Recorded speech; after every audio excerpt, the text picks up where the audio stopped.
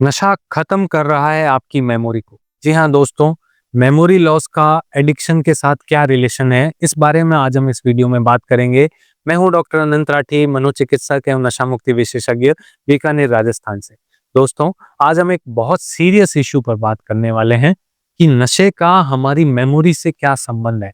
Memory हमारे दिमाग का एक बहुत इंपॉर्टेंट फंक्शन है दोस्तों। किसी चीज को याद रख पाना, अगर हम चीज़ों को याद रख पाएँगे तभी हम अच्छे से काम कर पाएँगे।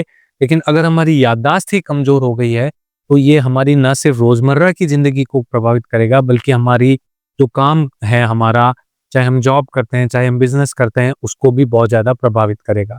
दोस्तों, अक्सर लोग सोचते हैं कि नशा केवल शरीर को नुकसान पहुँचाता है, लेकिन सच्चाई ये है दोस्तों कि नशा धीरे-धीरे आपके ब्रेन को भी नुकसान पहुँचाता रहता है।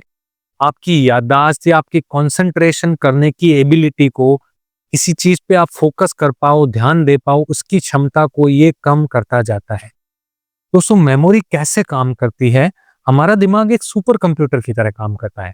हम रोज नई इंफॉर्मेशन को स्टोर कर पाते हैं। हमारे ब्रेन के अंदर एक हिस्सा होता है जिसे हम हिपोकैम्पस कहते हैं। उसके अंदर मेमोरी को स्टोर किया जाता है और जरूरत करने पर रिकॉल किया जाता है, डेटा को वापस रिट्रीव किया जाता है। जैसे हम एक कंप्यूटर में हार्ड डिस्क लगी होती है, हम डाटा उसके अंदर डाल देते हैं और उसी फोल्डर को वापस क्लिक करें तो उसी हार्ड डिस्क से वो डाटा शो कर दिया जाता है। वही सिस्टम कुछ हमारे ब्रेन के अंदर भी होता है। लेकिन जब कोई व्यक्ति नशा करता है, चाहे वो शराब का नशा हो, चाहे गांजे का नशा हो, चाहे अफीम हो या सिंथेटिक ड्रग्स हो, मेडिकल नशा हो, जो भी नशा हो, ये आखिर असर तो दिमाग पे ही करते हैं। ब्रेन की फंक्शनिंग को ये धीरे धीरे डिस्टर्ब करते हैं और ब्रेन की एक जो इंपॉर्टेंट फंक्शनिंग है वो है हमारी मेमोरी की फंक्शनिंग। जी हाँ, रिजल्ट ये होता है कि जैसे ही व्यक्ति लगातार नशा लेता रहता है, तो उसकी शॉर्ट टर्म मेमोरी जो है, जैसे ये जो रिसेंट बातें हुई, अभी हालिया क्या हुआ, सुबह कौन मिलने आया, किससे मैंने कितने रुपए लिए, किसको मैंने कितने रुपए दिए, किससे मैंने क्या प्रॉमिस किया, ये चीजें, कोई सामान कहाँ रखा, ये चीजें भूलने लग जाते हैं। ये सबसे पहले प्रभावित होने लगती है। जी हाँ दोस्तों, नशा और शॉर्ट टर्म मेमोरी लॉस खास तौर से गांजा या एमडी जैसे नशों के सेवन से बहुत जल्दी होता है, क्योंकि ये हमारे दिमाग के न्यूरोट्रांसमीटर्स के लेवल का बैलेंस जो होता है उसी को बिगाड़ देता है। उनको रिसेंट की बातें ही नहीं याद रहती, किसी से कोई बात करके और भूल ही जाते हैं कि मैंने तो ऐसा कहा ही नहीं था।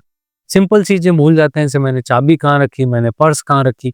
उनका जो पढ़ाई में या अपने काम में जो है वो ध्यान उतना नहीं रह पाता और उनकी परफॉर्मेंस जो है वो धीरे धीरे गिरने लगती है। और कई बार ये भूलने की आदत ऐसी परमानेंट सी हो जाती है या कई बार खतरनाक भी हो जाती है कि बहुत से इंपॉर्टेंट काम भी भूल जाते हैं, जिनके की बहुत ज्यादा साइड इफेक्ट्स उन्हें झेलने पड़ते हैं। और जो कई बार लॉन्ग टर्म्स इफेक्ट भी देखने को मिलते हैं कि अगर नशे की आदत सालों तक चलती रहे, तो धीरे धीरे उनकी लॉन्ग टर्म मेमोरी भी प्रभावित होने लग जाती है। जैसे उन्होंने जो कुछ चीजें पहले सीखी थी, जो कुछ उनको आता था, कुछ कंप्यूटर चला लेते थे या कुछ बाइक चला लेते थे या जो कार चला लेते थे, अब वो काम उतना आसानी से नहीं कर पाते हैं या उसको करने से डरते हैं, नहीं चाहते वो ऐसा करें। तो लॉन्ग टर्म मेमोरी भी उनकी अफेक्ट होने लग जाती है। जो उनकी जॉब है या बिजनेस है, उसमें उनकी एफिशिएंसी घटने लग जाती है।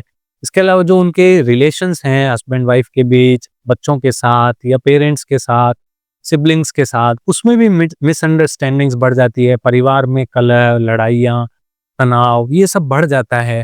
दोस्तों, स्टडीज बताती है कि लंबे समय तक जो नशा करते हैं लोग, उसमें अल्जाइमर्स डिमेंशिया जैसी भी मेमोरी रिलेटेड प्रॉब्लम्स जो हैं, बीमारियां हैं, उनका खतरा एक आम व्यक्ति की अपेक्षा कई गुना तक बढ़ जाता है। तो जो ये नशा है वो ब्रेन के कॉग्निटिव फंक्शंस को, जिसमें कि खास तौर पे मेमोरी है, उसको बहुत ज्यादा डिक्लाइन करता है।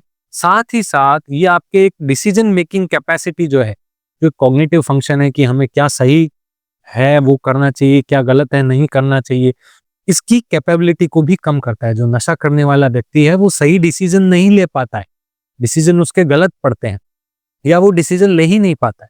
उसका फोकस जो है कम होने लगता है, उसकी क्रिएटिविटी कम होने लगती है, उसका ध्यान बार बार सिर्फ नशे की तरफ ही रहता है, उसके काम में छोटी छोटी मिस्टेक्स आने लग जाती हैं, एग्जाम्स में उसकी कंसंट्रेशन कम हो जाती है, उसकी अपनी लाइफ के लिए फ्यूचर प्लानिंग जो है वो कमजोर आ जाती है।